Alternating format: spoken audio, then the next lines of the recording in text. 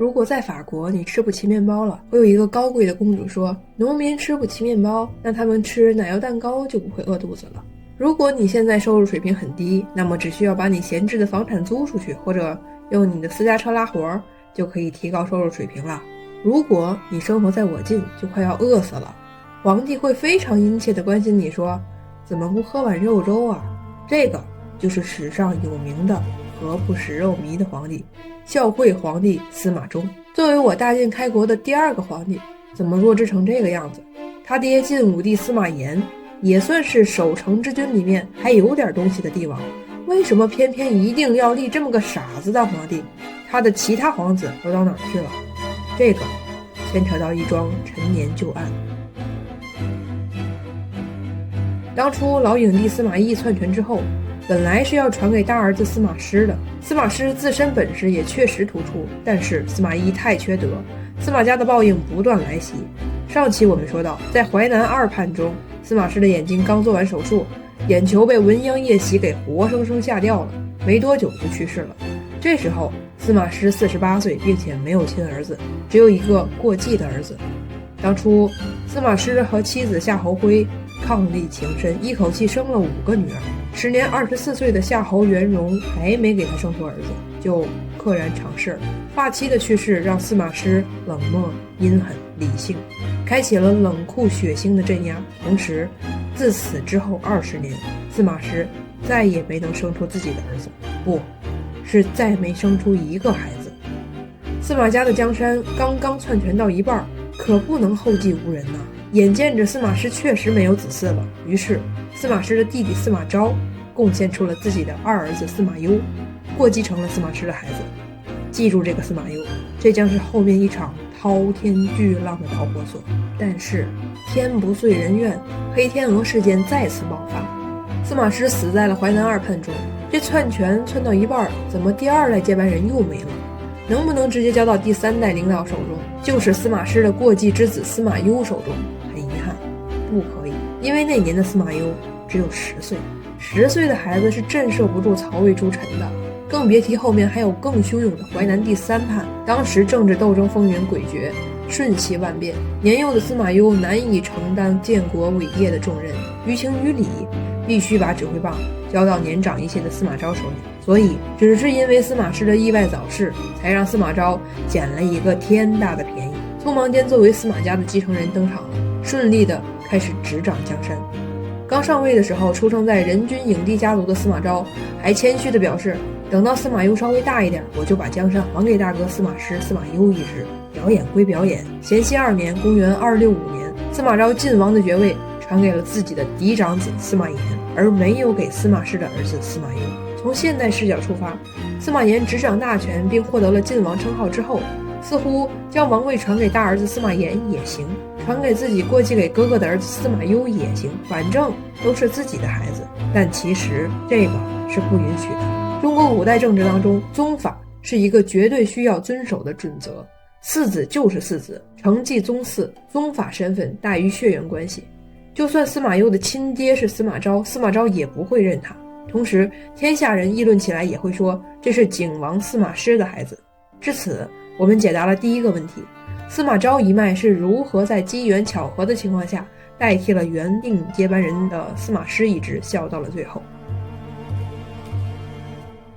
司马昭去世，司马炎承袭了晋王称号，并且在转过年来开春踢走了魏国末代皇帝曹奂，正式登基称帝，史称晋武帝。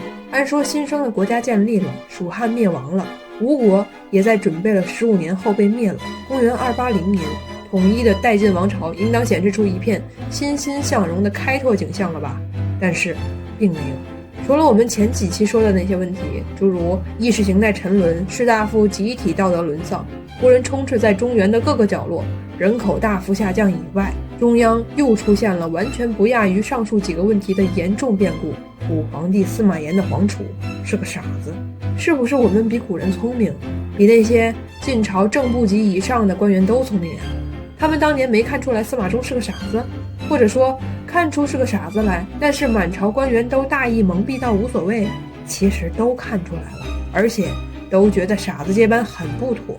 试举几例，比如征虏将军张宏就直接点名了，说太子不学，而且这话还是对太子妃贾南风说的。比如咸宁4年，征北大将军魏冠升官了，任尚书令。魏冠想给皇帝提个醒，但一直瞅不到机会，直到有一天他陪着晋武帝喝酒，魏冠假装喝醉，跪在晋武帝的御座前说，陛下，我有事启奏。晋武帝说，有事儿你就说吧。魏冠欲言又止了3次，最后用手摸着御座说，可惜了这个皇家御座了。潜台词就是你司马家的这王座，司马衷能扛起来吗？可惜呀。再比如亲爹武帝司马炎也早就看出来了，这孩子确实不成样子，惠帝无能，他心里明镜似的。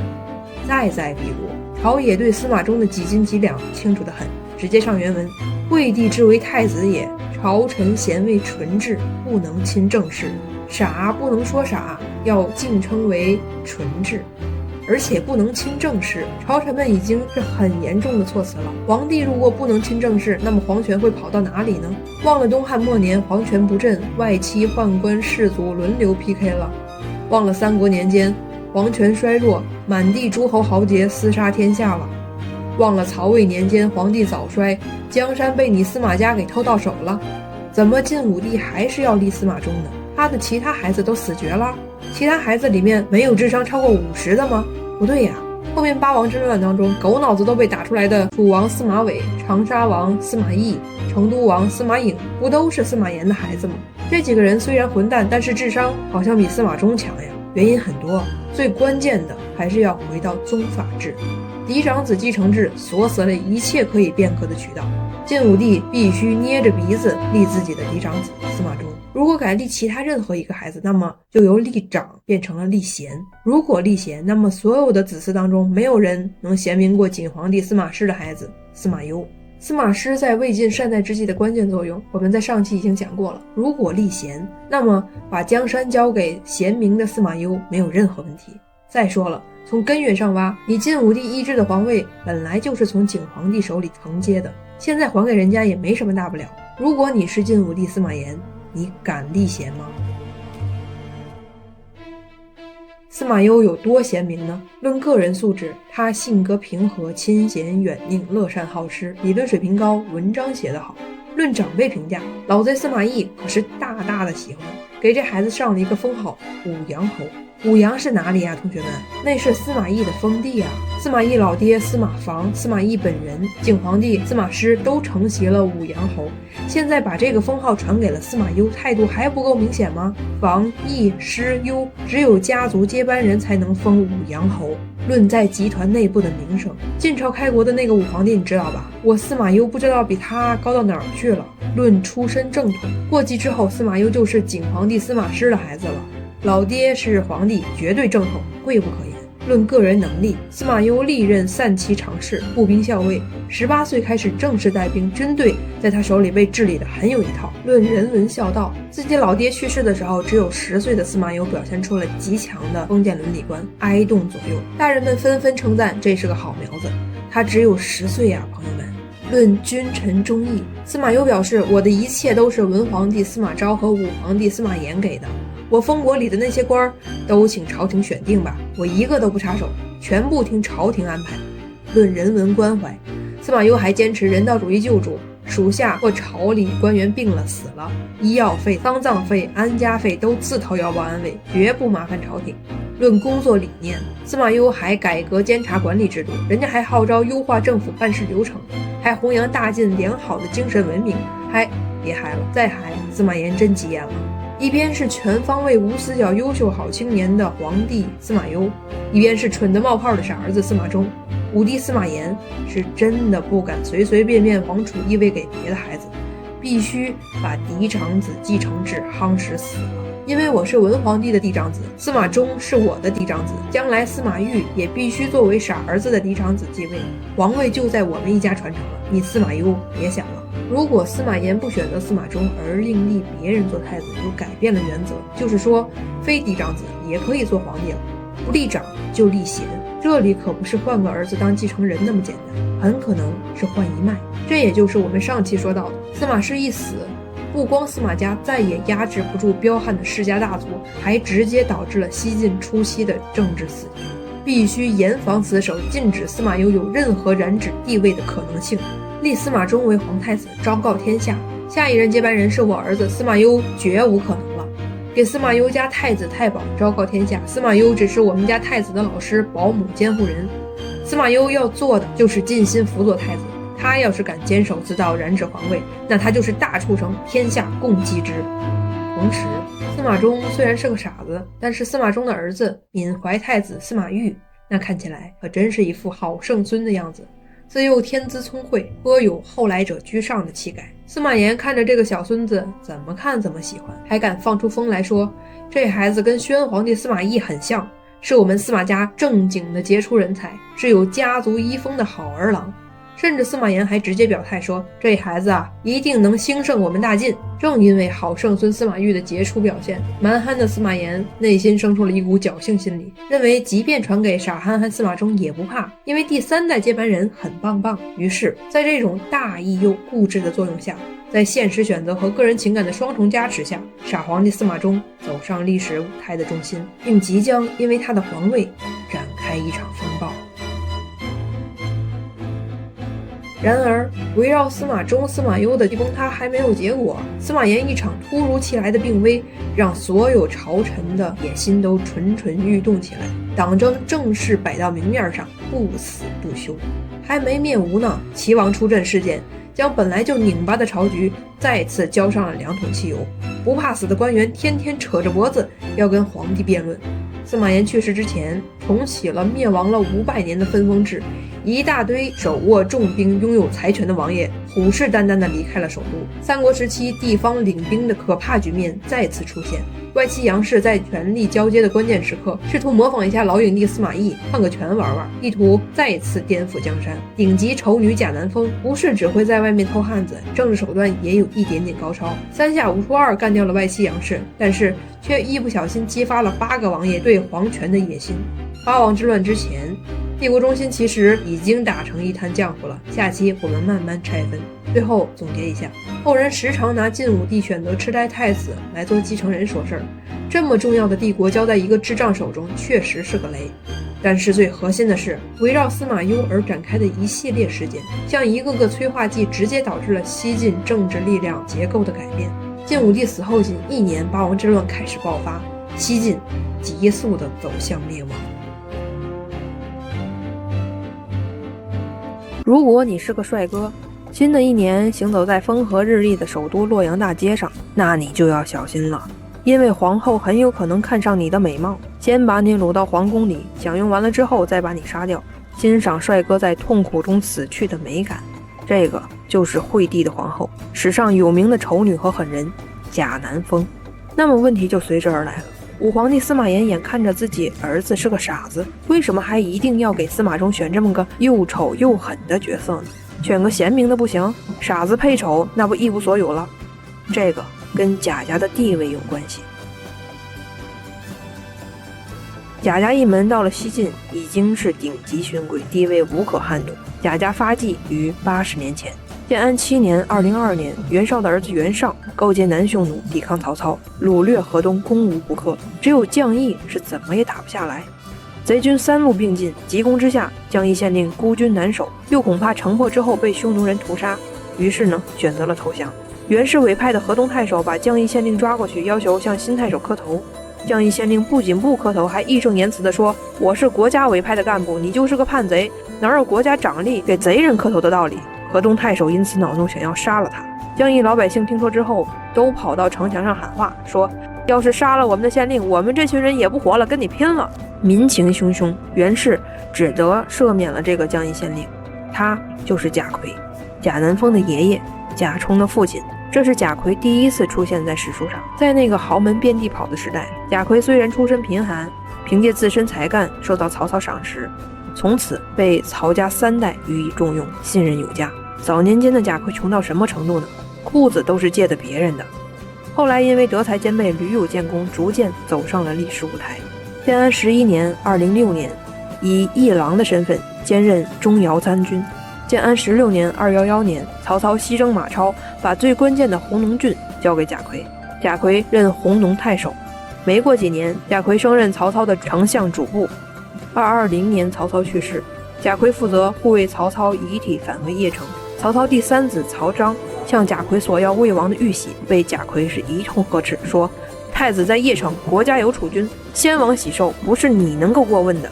可以说，贾逵的严政避免了曹魏宗室的一场内乱。同年6月，曹丕假意伐吴，实际上是巡幸天下，为称帝造势。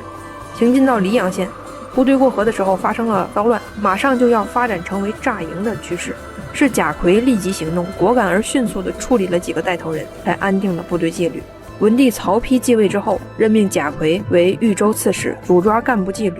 贾逵决心整改，他先是弹劾罢免了豫州内所有徇私放纵、不遵法令的官员，然后在豫州大刀阔斧改革，革新立制，除强抑暴。曹丕看到改革成效之后，号召全国向贾逵学习经验。明帝曹睿继位之后，与东吴进行石亭之战中，贾逵都督满宠、胡志等一票精兵悍将，与曹休、司马懿组成3路大军伐吴。曹休中计，被包围在石亭，几乎全军覆没。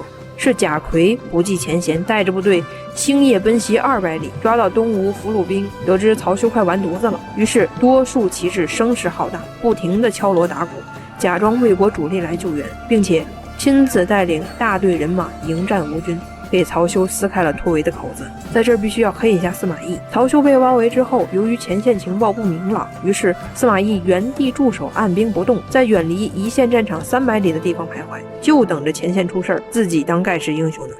同年，贾逵逝世，临终前说了那句令人动容的话：我受国恩厚矣，没有消灭孙权，报效国家。死后去地下见到武帝、文帝，他们要问我，我该怎么跟他们说啊？前几期我总是戏谑地说司马懿是大魏纯臣，实际上真正的纯臣是贾逵。为了曹家的江山，鞠躬尽瘁，死而后已，堪称国之干城。曹操说他，如果天下2000担的官员都像贾逵一样，我还怕什么呢？曹丕称他是真刺史。曹睿路过民间给贾逵立的像，不无伤感地说，人患民之不利，不患年之不长，贾逵可谓不朽。淮南一叛王陵之叛，王陵被抓之后，路过贾逵的祠堂，冲着贾逵的像喊道，贾良道，我是忠于大魏的，你在天之灵能看到吗？三国志评价他是威恩兼著，故能肃其万里的典范。唐惠耀将其尊为魏晋8君子之一。颇具讽刺意味的是，就是这么一个赫赫有名的大忠臣，生的儿子贾充却甘做司马家的走狗，不遗余力地为司马家篡权，是鞍前马后，成为覆灭曹魏的得力干将。228年，贾逵去世，儿子贾充承袭了他的爵位。淮南3叛前，贾充奉司马昭之命调查淮南军区的诸葛诞，问问诸葛诞对司马代曹的意见。诸葛诞听了之后怒斥道，你这种人不配做贾逵的儿子，由此拉开了淮南3叛的序幕。贾充一生最出名的事迹就是弑杀皇帝曹髦了。这件事的具体经过因为太过于抓马而天下皆知，在此就不做赘述了。弑君一事对贾充来说是他人格上最大的污点，但同时也是他飞黄腾达的起点。从此之后平步青云。在此之前，贾充已经在朝堂深耕细作多年了。父亲死后，贾充开始上班，历任尚书郎、度支考克、黄门侍郎、集郡典农中郎将等，负责法律、法令、全国财务统计和考核、农业生产、民政事务等等。司马师去世时，司马昭离开首都去接管军队，首都的政局和百官由贾充监视。司马昭平定淮南3叛之后，淮南地区千头万绪的后续事宜交给贾充全权负责。甘露元年260年，贾充命令承继同死高贵相公。264年灭蜀之战之后，钟会谋反，贾充任中护军，贾节都督关中、陇右诸军事，到汉中驻守。265年，司马昭病重，临终前教导司马炎说，一定要团结贾充。半年后，西晋开国，贾充负责国家法律的制定，拜贾充为车骑将军、散骑常侍、尚书仆射，封鲁郡公。后贾充又加领尚书令。至此，贾充在晋廷真的是一人之下，万人之上，达到了人生顶峰。一人居3公，3人封侯，3品以上者7人，可谓绝对的豪门了。贾氏一门富贵熏天。太史7年，贾充在朝廷中的政敌任恺、宇纯等，利用突发枢机能侵扰秦州和雍州的机会，推荐贾充坐镇关中，实际上就是想要将其赶出朝廷。在这插播一句，西晋立国刚刚不久，边疆就出现胡人动乱的现象，譬如270年突发枢机能秦梁之变。秦梁之变可是为五胡16国的滥觞。281年鲜卑慕容部袭扰辽西，294年匈奴好散起兵等。不是咱们的视频不谈边境战事，而是中央的问题还没有完全捋清楚。上层建筑的失败与否，直接决定地方和百姓的安定与否。所以咱们按照先中央后地方的顺序来讨论。胡人叛乱的问题，我们会在后面的视频里边谈清楚。话说回来，贾充极不愿意离开中央，老天也帮了贾充的忙，恰巧飞雪漫天。武帝又仁慈对贾充说，等天晴了再上路吧。贾充抓住这个救命的几天，上蹿下跳，搞起了大串联。政治盟友荀彧站了出来，他认为贾公远放，吾等失势，现在皇帝正好想要给太子选太子妃，可以把贾家的女儿推上去。贾氏出了太子妃，将来就是皇后，不仅贾家的地位能保住，我等也能富贵永固了。于是荀彧极力向晋武帝推荐贾充的女儿贾南风。晋武帝最初为太子挑选的并不是贾南风，是魏冠的女儿，就是上期那个抱着武帝大腿痛哭死作可惜的魏冠。魏冠出身名门，才能非凡。当初灭蜀之后，蜀地叛乱，是魏冠将邓艾、钟会、姜维这3个当世人杰给一网打尽。游说团开始出动了，最有分量的就是司马炎的皇后杨艳，她是太子司马衷的生母，儿是娘的心头肉。杨艳极力撮合贾南风和太子成婚。司马炎听了之后直摇头，说魏冠的闺女肤白貌美，贾充的女儿长得跟地瓜似的，不行。然而杨皇后无比坚持，一方面是因为贾充的老婆郭槐重金贿赂杨艳，更重要的是杨艳为了保住傻儿子的太子地位，必须依靠外臣之力，如果得到贾充的援手，自然是强强联手。此外呢，还有荀彧、荀彧等天天进言，说贾充的女儿德才兼备，端庄秀丽，可聘为太子妃。久居中央的这些人呐，都是大笔杆子，辞藻华美，母猪也能给说成是貂蝉。最终太史8年272年，西晋王朝举行了一场空前盛大的婚礼，13岁的皇太子司马衷迎娶了15岁的贾南风为妻。好了，第一个定时炸弹贾南风在272年安好了。上期我们铺垫了司马衷和司马攸在朝中的表现，众大臣对于这个实属不会的太子来继承西晋江山感到无比的担忧。本来按照司马炎的思路正常发展，给司马衷打好基础，顺利接班，然后再过渡到好圣孙司马昱手中，权力交接也就平稳落地了。但是乾宁2年276年，由于武帝一场意外的病危，当时的一部分朝臣开始蠢蠢欲动，密谋要拥立齐王司马攸。一边是弱智儿童欢乐多，一边是素有贤名司马攸。乾宁2年武帝病危的时候，这些朝臣要拥立司马攸的举动，到底是为要保大晋江山做谋划，还是野心家试图通过拥立大功再进一步，已经没有答案了。其实开国之初，朝中就有人心向司马攸了。武帝病危的事件只不过是大大刺激了朝臣中部分人的野心欲望，这其中也牵扯到了贾充。作为一名功成名就的老臣，保持自司马昭以来自己在朝中的既得利益，恐怕是他最重要的考量。在此情况下，贾充分别将2个女儿嫁给了齐王司马攸与太子司马衷，早就已经确保了其在西晋政治中立于不败之地。但是这些出格的举动引起了司马炎的警觉和猜忌。贾充是何等人物，堪称是西晋王朝开国第一功臣，位高权重，朝野内外颇具威望，党羽遍天下。再加上贾充没有儿子，政治上自然是要向着自己女婿。更要命的是，贾充与前妻李氏所生的女儿贾宝，居然是司马攸的正妻。司马炎的身体一直不好，他很害怕，如果自己100年之后，贾充、司马攸这对翁婿联手，傻儿子司马衷会是对手吗？司马炎本人都没有一言九鼎的威势，更别说傻儿子司马衷了。这一群开国元勋的分量实在太重，如果自己死后，大臣们弃太子于不顾，执意拥立司马攸，也不是不可能。在这种围绕司马衷、司马攸谁接班的恐慌之中，司马炎开始出手了，并且让朝堂越来越畸形。几个月后，武帝病愈，随即采取一系列措施，首先是罢黜了贾充的兵权，贾充这个老犊子有当年宣皇帝司马懿的影子，不可信。然后封老丈人杨俊为临晋侯，大大提升了外戚的势力。朝野顿时哗然，纷纷开喷说，导致东汉灭亡的外戚之乱在我朝复活了。提升外戚其实是八王之乱的导火索，早在10多年前就埋下了种子。随后建宁3年277年，武帝大量分封皇子王，加强本支势力，确立非皇子不得为王的分封原则。什么意思呀？只有我们一支才可以封王，司马攸那一支没有机会了。再然后任辈分比司马攸高的司马亮为宗室，树立宗室威望，管理宗室成员。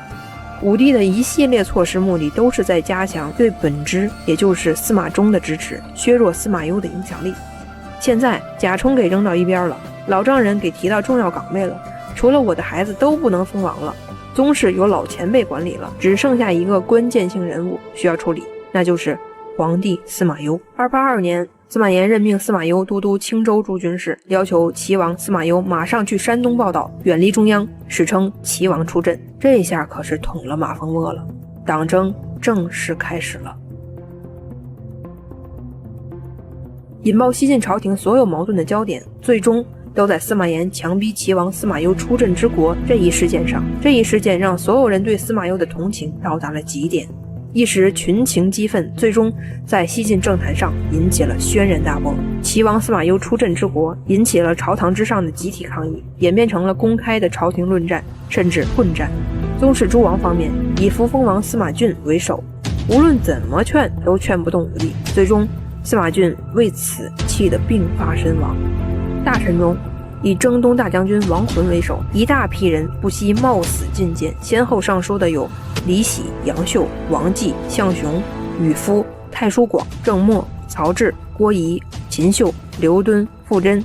大家提出了3条意见：第一，司马攸留下辅佐太子最合适，你相中的那个司马亮由他辅政不一定就没有风险，司马攸不能走。第二，重用外戚杨氏更是危机，西汉有吕氏专权，东汉有党锢之祸，外戚不得干政，干政就会出事儿。桓灵2帝为了处理外戚宦官士族的关系，把江山都给亡了，你司马炎为啥要开历史的倒车？第三，你看看外戚杨俊那伙人的德行，还有什么本事位列3公，有什么本事辅佐太子，凭什么霸占中央高位？我们要求贤明的司马攸留在中央，拱卫皇权，压制杨俊。王浑因此提出折中的办法，由齐王司马攸、汝南王司马亮、外戚杨尧共同辅佐太子，相互制衡。司马炎的2位姐夫贞德与王继也是苦口婆心的劝不动，还发动老婆，就是司马炎的姐姐来劝。结果司马炎更是大怒，怒斥贞德、王继是多管闲事。司马炎很愤怒，后果很严重。但是这还没完，西晋的知识分子给我们贡献了一个名词，叫做朱博士请留司马攸构造议论案。司马炎让太常官们研究研究齐王去山东应该带什么礼仪器具，到时候一块准备好。没想到太常博士、傅真等7人联名上表说，齐王出阵不符合旧制，这些礼仪器具我们不批，直接将此次的党争推向了高潮。在这插播一条，博士祭酒曹植是陈王曹植的儿子，现在在我晋上班。看到司马攸如此贤明，却被哥哥如此刁难打压，甚至要外放，不由得想起了自己老爹曹植被曹丕打压的场景，7步之内做不出来诗就要杀人，不由得心如刀绞，痛心疾首。他愤怒地说道：司马攸如此之才，如此之亲，你不留着他拱卫皇权，辅佐太子，还把他轰走，你们带劲快完犊子了。文公完了，那接下来就是武斗。杨秀是武帝少年好友，特别是在武帝继位的时候立过汗马功劳，为了这件事儿也不惜与武帝决裂。由于策划齐王出阵是外戚杨氏里面的杨尧、杨秀、王继等人四处寻找杨尧，准备直接自己上手砍了他，物理消灭这个祸害。司马炎听说之后，手起刀落，直接将杨秀贬为太仆，轰出权力核心圈。杨秀就这么被活活气死了。像杨秀这样叠满了 buff， 少年挚友、从龙元勋、政治盟友、禁军统领、治国大才泰山杨氏，也扭不过武帝决意排挤司马攸的决心。哎，司马炎可真是制毒情深呐！这场政治风暴随着齐王攸在3月的暴病身亡而戏剧性的画上了句号。司马攸的去世也很离奇，按说朝廷都乱到这个程度了，司马攸该识点相，赶紧去山东了吧？但是他已经病倒了，不想走。想给母亲王元姬守坟。武帝派人过去给司马攸看病，病好了麻利的走，但是太医们都揣摩到了皇帝的心思，回去汇报说司马攸没生病。武帝由此就更是严厉地催促司马攸上路。就在这种病情恶化之下，司马攸故意强撑着身体去给武帝告辞，并且衣冠严整，举止如常。司马炎一看，哟呵，你还说你有病，身子骨比我都硬了，赶紧走。最终结果是，还没出发，36岁的司马攸便吐血数升，暴毙而亡。从表面上看，武帝似乎取得了胜利，齐王攸的去世消除了太子继位之后最大的政治隐患。但是在胜利背后，武帝却在西晋政治中留下了无法消灭的裂痕，君臣双方都输得一败涂地，被撕裂的西晋朝廷付出巨大代价。首先是武帝后期最具才能、最靠谱、最冷静的政治家张华被排挤外放，其次宗室之中名望最高、最具才能的2位亲王司马攸、司马峻先后过世，尤其是扶风王司马峻最适合留下辅政，结果却早早的忧愤去世。武帝小圈子里的自己人杨秀、王继被贬官，王浑失去信任，本来就做不到君臣两不疑，现在连自己人的核心圈子都出现了巨大的裂痕。重臣项雄悲愤去世，郑默、曹植、吕夫等9人被免官，最能干的10几位朝臣中坚力量被一扫而空。外戚杨家里面，杨尧也算是有本事的人，但是杨尧已经深感杨家风头太盛，将来恐遭不测，于是2次主动向武帝请辞。这场党争让本来就存在不少隐患的西晋政治结构，更是迎来了伤筋动骨的损害。士人官僚阶层对于外戚杨氏主导的这场放逐司马攸厌恶至极。司马师死后本来就震慑不住的世家大族，对司马炎一意孤行甚至不惜兴起大狱更是反感，双方的合作基础和意愿进一步降低。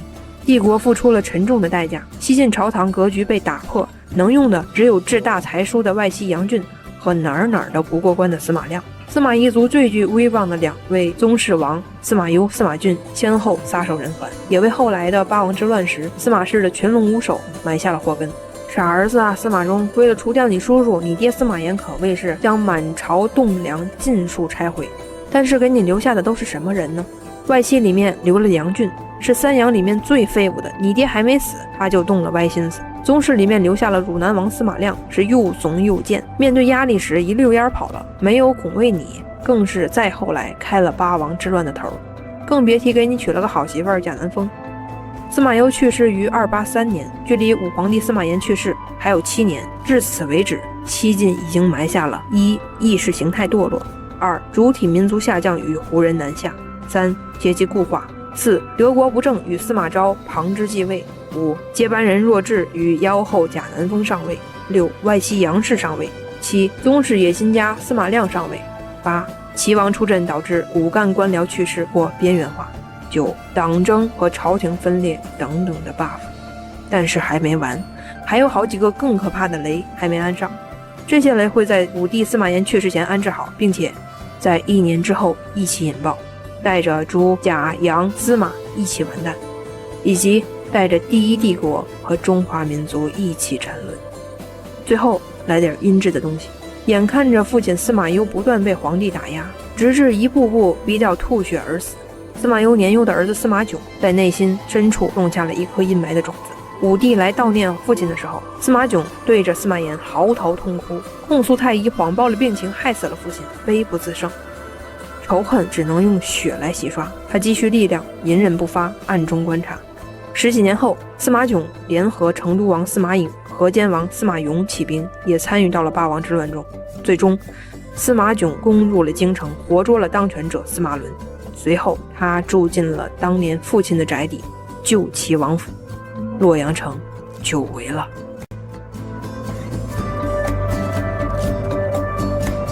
有一个问题，由于反差太过于强烈，以至于不得不向观众老爷们提问：既然西晋那么的不堪了，那怎么还创造了东汉200年以来罕见的太康之治呢？如果继续追问的话，那问题就更多了。既然晋武帝司马炎在咱们前几期的表现活像是个混球，那李世民为什么还称他是宏略大度，有帝王之量呢？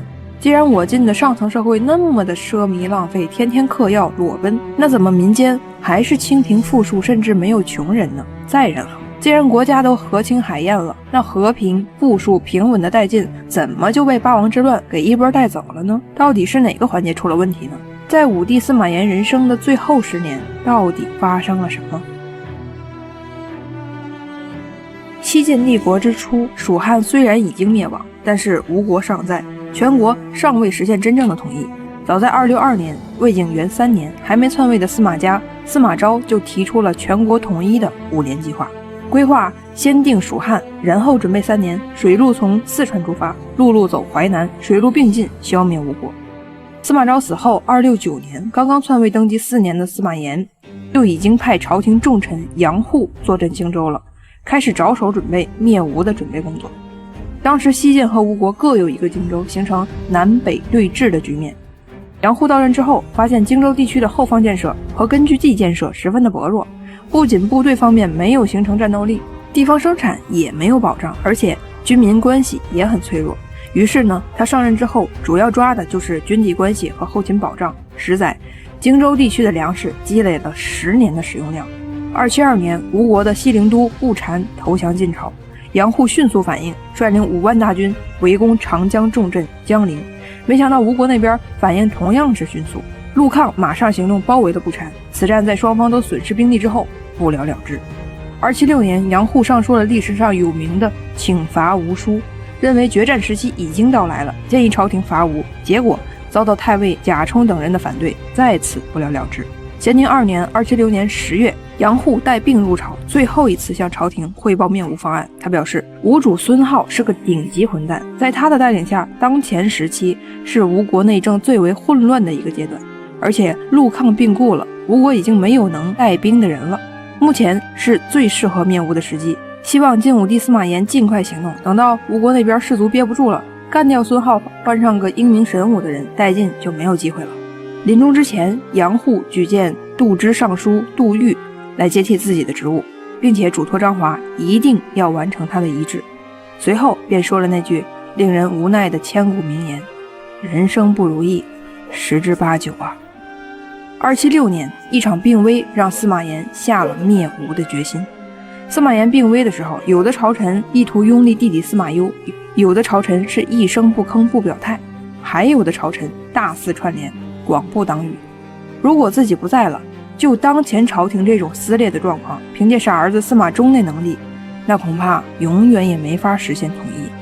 后面南北朝300年间，无数的帝王都想要跨过长江消灭南朝，可是呢，后赵石勒每次走到长江边上就下大雨，下了2次，他的寿命也到头了，永留遗憾。苻坚兴师动众80余万，可惜战术出了问题，一招不慎，身死国灭。北魏拓跋氏还没来得及正经南下呢，就逐渐衰落于六镇起义。历史机遇转瞬即逝，窗口期要把握呀。话说回来，西晋已经决心灭吴。11月，西晋发兵20万，六路大军水陆并进，多个方向直指长江。当然，贾充等人还是依然的表示反对，咱们就不提他了。280年正月，西晋大军推进至横江以东，占领了渡江的有利渡场。2月，吴军北过长江迎击晋军。3月，西晋王浑带领的主力部队大破吴军，斩首8000，长江以北全部肃清。3月14日，水军方面，王浚顺江而下，到达牛渚，距离吴国首都建业只有50里，才第一次遭遇了吴国的反击。3月15日，王浚率领8万大军攻入石头城。同日，吴主孙皓反绑双手，拉着棺材前往王浚军营投降。灭吴的消息传到首都洛阳，朝廷开大会庆贺。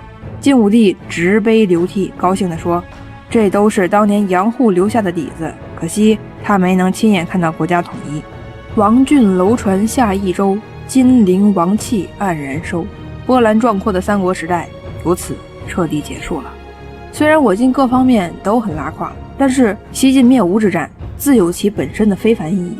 晋灭吴之战是中国战争史上第一次大规模突破长江天堑的江河进攻战，自此往前4000年见所未见，自此以后的1800年屡屡再现。这场战役创造了水陆俱进、多路并发、顺流直下的大江河进攻方略。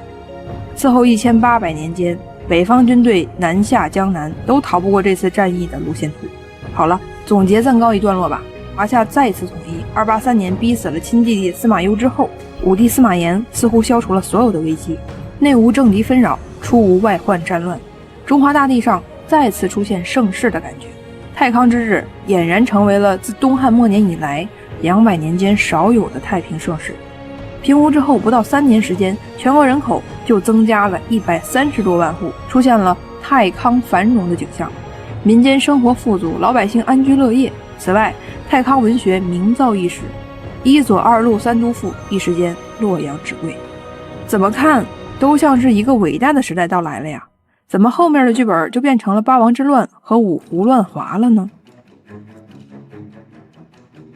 ？290年，55岁的司马炎病重，即将不久于世。有一天，司马炎醒来之后，环顾左右，竟然没有一个人相识。尽管已经病危，但他也敏锐地意识到是有人控制了进攻，隔绝了中外的消息。于是呢，他强忍着这病体，怒斥杨俊道：“我还没死，你就敢这样干！”并命令中书下旨，赶紧把汝南王司马亮叫来御前。然而，这个被司马炎一手扶起来的外戚杨氏，这个在上期引得满朝文攻武斗的齐王出阵的最后赢家，却直接扣留了诏书，一直到武帝司马炎死，都没让司马炎跟外面有任何联系。这种局面还是要回到接班人司马衷身上，这个西晋初期的政治死结。为了保证傻儿子司马衷能顺利上位，司马炎先是逼死了弟弟司马攸，并借助齐王出阵事件清洗了一批与自己意见相左的朝臣。清洗一批就要扶植一批，武帝思考来思考去，觉得只有自己家的人才靠谱。宗室方面打倒了司马攸，扶起来司马亮，外戚方面也要有相同的动作。三阳里面的杨俊被相中辅佐下一代领导班子，同样给司马衷迎娶贾南风，也是看中了贾家开国元勋和朝廷重臣的背景。其实这个逻辑是通的，司马亮很怂，由他辅佐不会出现宣帝司马懿那种危险。外戚杨氏和皇后贾氏的权力根源也是皇帝，因此呢，这两方面的势力一定会尽力靠拢皇帝，拱卫皇权。武帝司马炎的算盘打得叮咚响，以为这样就可以给皇太子上位装上3重保险，以为自己去世之后，当司马攸一系试图威胁皇权的时候，这3方势力都会出手拱卫惠帝。第一个昏招，外戚之乱由此埋下了伏笔。第二个昏招是上一个昏招的连锁反应。当大大提拔了外戚之后，外戚势力无人制衡，怎么办呢？现在环顾朝堂，能干的弟弟司马攸早已经去世，而当初跟着自己和前任司马一起致力于魏晋善代的老臣们，要么自然死去，要么被排挤于当年的齐王出阵事件。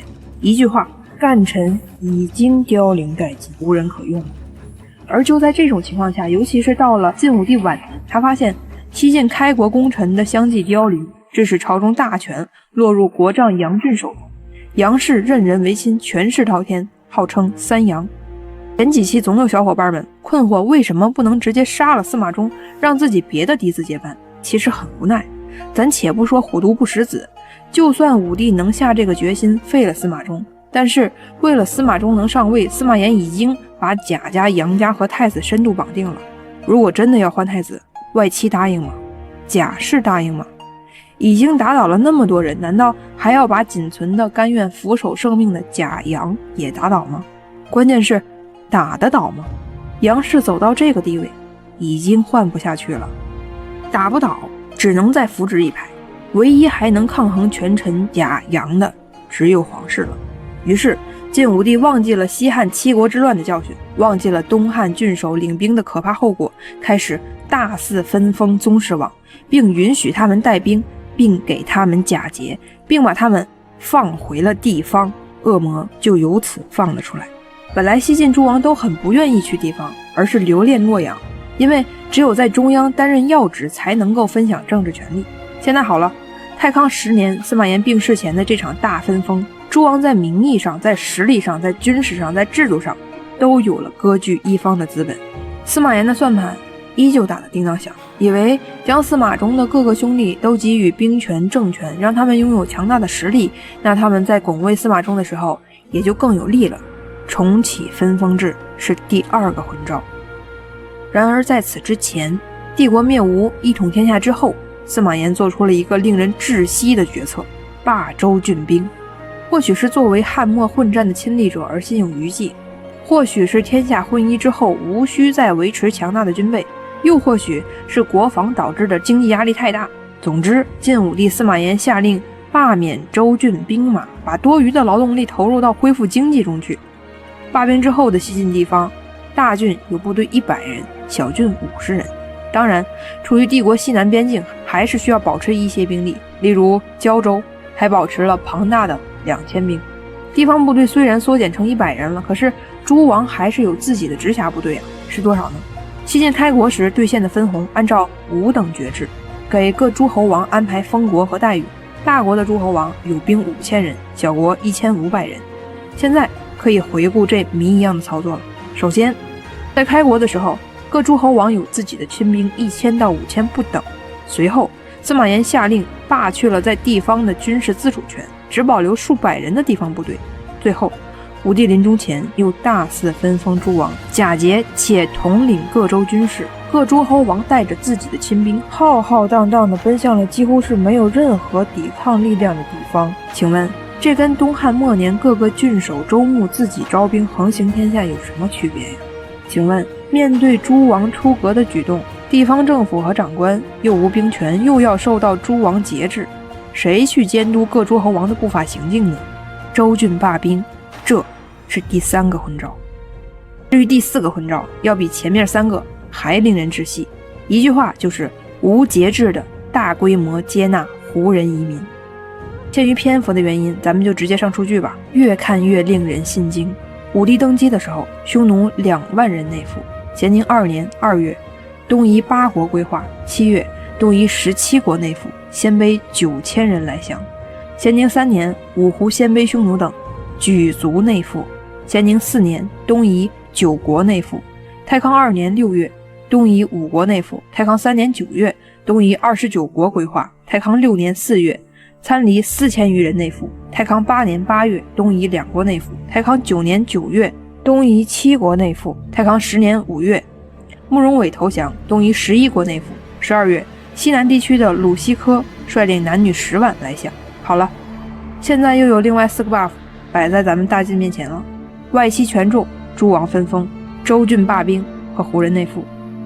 危机逐渐加深，但是已经没有时间了。290年，55岁的司马炎含恨离世。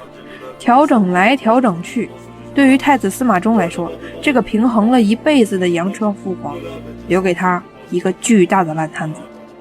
司马炎死后10年内，朝政大权3次易主，洛阳城内的野心家肆意妄为，一次次政变剧烈冲击着晋朝的政治威信和社会安定。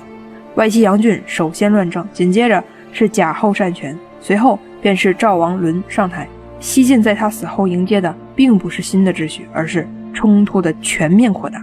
而八王之乱第2阶段即将走出洛阳的深宫，三国之后来之不易的20年和平即将破碎。皇族、宗王、世家、高门、内迁的异族和无数的百姓都逃无可逃地投入到内战的地狱中。司马炎是复杂的，他不是从战争中历练出来的军事领袖，也不是在敢于斗争中成长起来的政治家，他只是承接了父兄篡夺江山的果实，生长于深宫中混迹于大院的一个贵族子弟罢了。他是出了名的宽容，两晋南北朝期间再找一个像他一样宽容的，也就是苻坚一个了。顺便提一句，这俩人是同样的，先后都统一了国家，又分崩离析了帝国。司马炎力排众议，消灭吴国之后，上祭苍天，下告祖宗，有一些骄傲，便问纪检干部刘毅说：“你看我跟汉朝的哪个帝王比较像呀？”刘毅没好气地说：“你跟桓灵二帝差不多。”司马炎震惊之余，强忍着不发火，说：“我虽然比不上汉高和光武，但也不至于跟桓灵比吧？”刘毅说：“桓灵二帝也买官卖官，但是他俩搞钱是为了充实国库，你卖官的钱都进了自己腰包，还不如桓灵呢。”司马炎只能强行挽尊，微微一笑，说：“桓灵一朝可没有你这样应对皇帝的臣子，而我朝有，说明我比桓帝灵帝还是强那么一点点。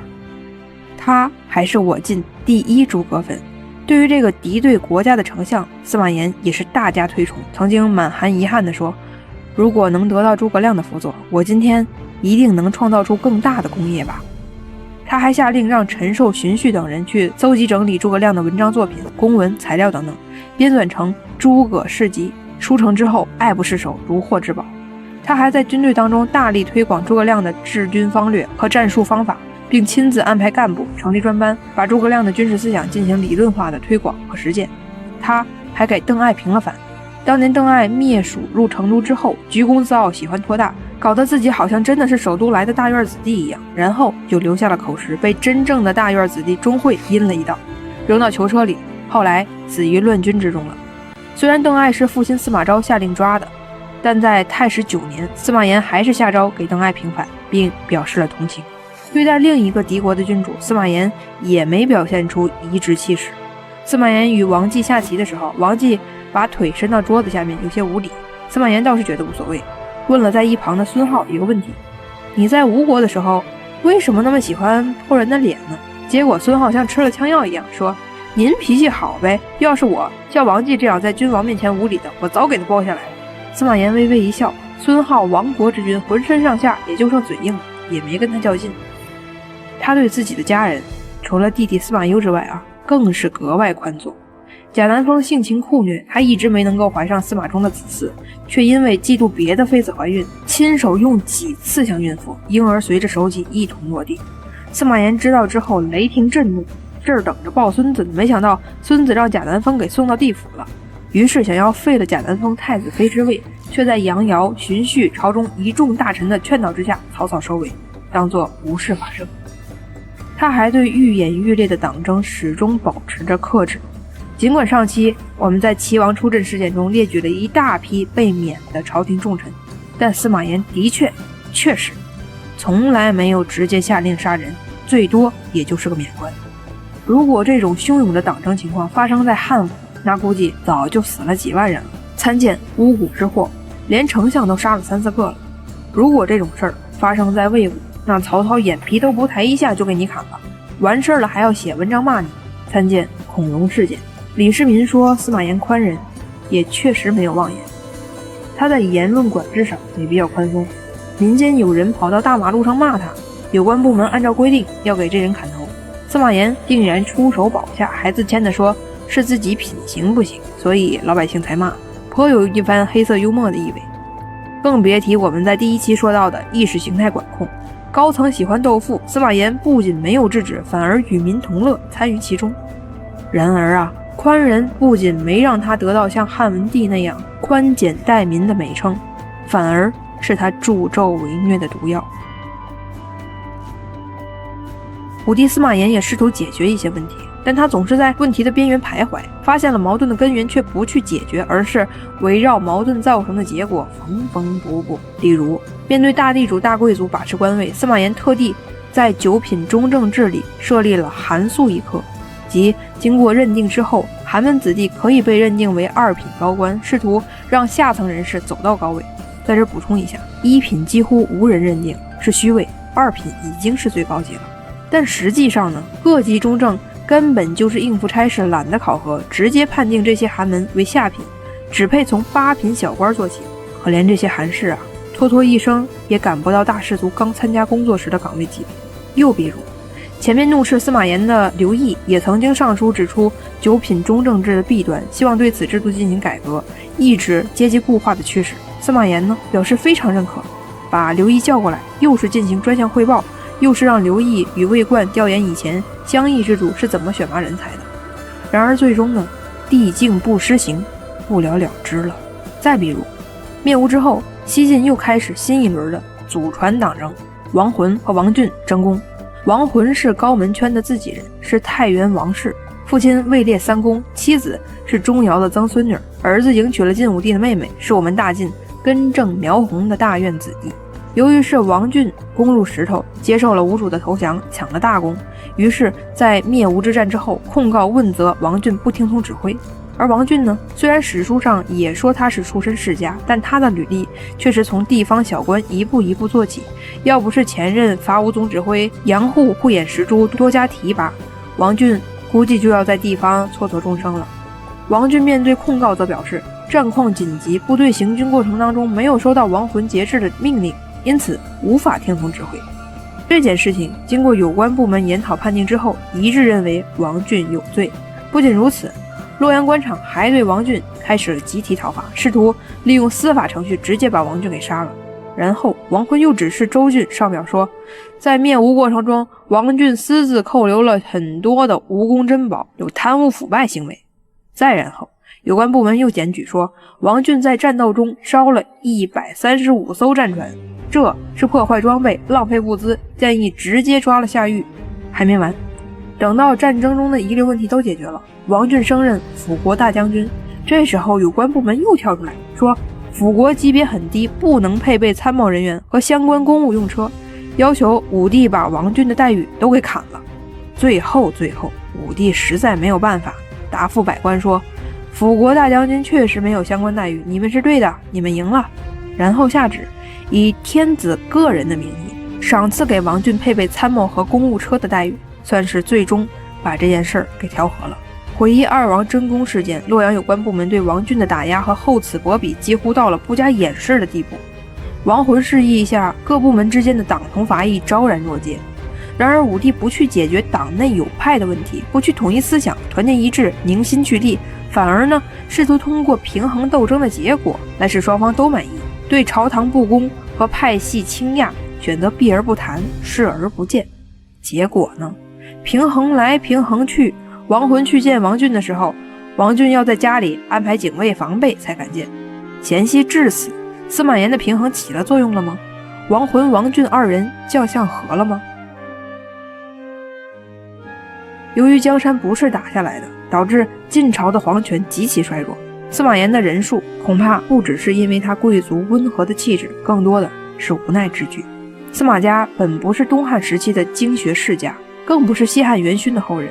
那群世家大族连曹操都看不起，会搭理你一个新贵吗？只不过是司马防、司马懿父子二人，尤其是司马懿，在曹魏接班人全部早衰的偶然际遇下，在魏国朝堂左右逢源，善于经营罢了。篡位的过程中，由于各种政治勾结实在是错综复杂，虽然也有了残酷的各种夷三族，但是有太多的利益集团不能触碰。例如钟会谋反只处理了儿子，关秋俭谋反，他老婆荀氏离婚就可以保全自己等等。等到建国的时候，晋使用的还是原来魏国那套系统，一架只适用于曹氏的羸弱而破旧的机器。因为晋朝的江山是世家大族投票选出来的，所以必须要给这群人让利，争取他们的支持。不开国还好，开国了就必须把好处给兑现。于是按官品高低、占田、姻亲、姻客的制度，直接让士族迎来了全面发展。做人上人有官方政策的支持，门第越高，当官越大，祖上越牛，就越是能合法的占有各种生产资料。此情此景，官僚资本主义反动派见了都直呼内行。那群呼风唤雨的公卿，诸如裴秀、何曾、荀乙、王审、贾充、荀绪等，他们是像萧何一样整肃内治了，还是像樊哙一样厮杀战场了？是像魏霍一样扬帝国之威了，还是像凉州三明一样抵抗蛮夷异族了？哦，原来都没有。咸宁配享12功臣里面，开国勋贵们和皇帝本人并没有生与死的考验，也没有铁与火的淬炼，他们只不过是通过派系战队和政治投机才形成了所谓的勋贵阶层。同样是开国功臣，跟汉初汉高祖那群沛县起义的老乡兄弟们相比，他们在朝既没有巨大的威望，于国家也没有耀眼的成就。他们或许很有政治才能，但是通过认了一个好主的司马家的方式，参与了群压的盛宴，又能让几个人心服口服呢？晋朝开国之后，这些人的职责就理应从投机站队转向富国安民。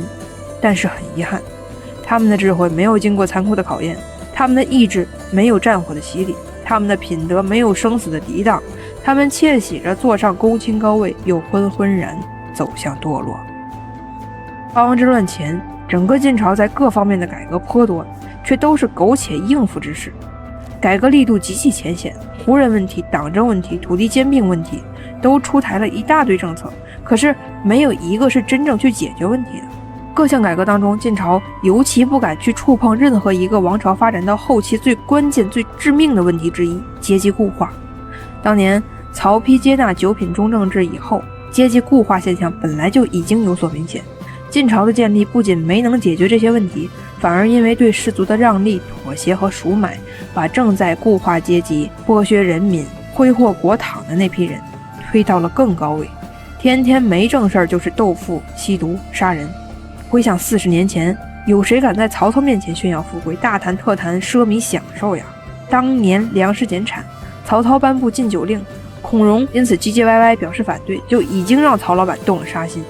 如今在我晋呢，不浪费、不奢靡、不发癫，都不好意思说自己是权贵。那么看到如此情景，那群人生无望的年轻人会怎么办？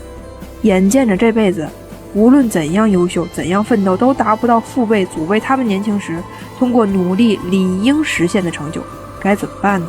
躺平吗？委身豪门做奴才吗？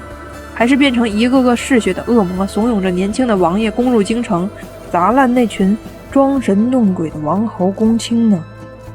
最后再来点阴暗小故事吧。西晋末年，全社会全阶层都在酝酿着一种情绪，或是灭晋自代，或是大杀晋官，或择胡为主，或割据江东，或偏霸边州，或归隐不仕等。总之，除了少数豪杰如祖逖、刘琨等之外，没有一个群体试图解救大晋。全社会普遍存在着反晋、弃晋、灭晋的心态，这是为什么呢？拜拜。